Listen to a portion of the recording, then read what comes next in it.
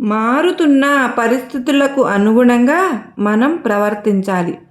మన భావాలను కూడా కాలానుగుణంగా మార్చుకోవాలి.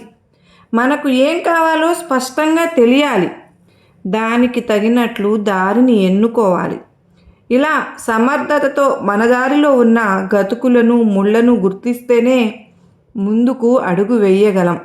అందుకే జీవులందరికీ మంచి దారి చూపడానికి దిగివచ్చిన సాయి తన ఆచరణల ద్వారా ఎంతో బోధించారు. బాబా వంటి సత్పురుషులు చరించినదే సన్మార్గము. ముందు నడిచి వెళ్ళిన మహానుభావుని పాదముద్రలకు నమస్కరిస్తూ మన బాటను ఇతరులకు ఆదర్శంగా నిలుపుతూ ముందుకు సాగిపోవాలి.